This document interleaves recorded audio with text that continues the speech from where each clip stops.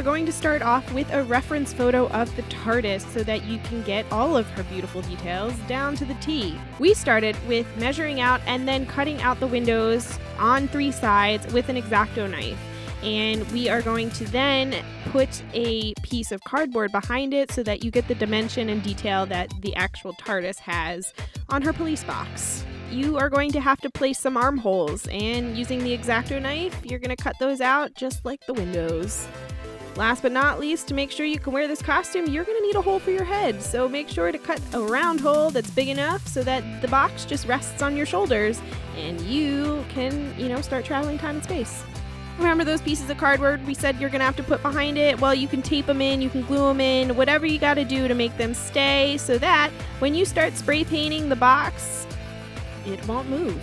Give a nice liberal coating of some TARDIS blue spray paint and be sure to get all of the sides, the nooks, the crannies, and feel free to do a second and third layer if it is necessary, just to make sure all of the cardboard is covered up.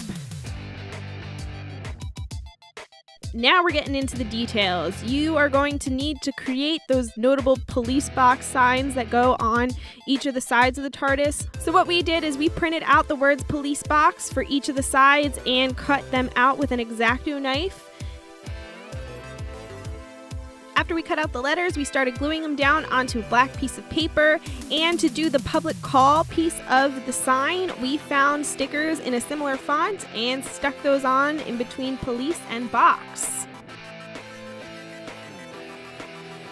And we repeated this step 3 times so that each of the sides of the TARDIS had a police box sign. Then we took some regular printer paper and drew some lines in to represent the panes of the windows that go in the top level of the TARDIS. Now that you have the police box signs all cut and ready to go, we place them on the tops of the sides of the box.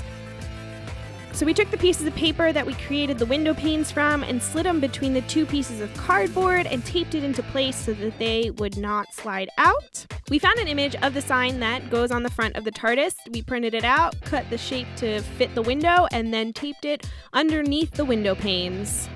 After taping down the police box signs over the armholes, we cut out the center so that our arms could still fit through the armholes and the costume was still wearable.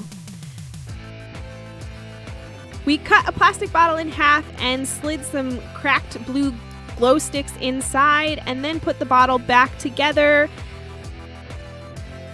Use a medium-sized bowl to trace out a circle on some blue cardstock.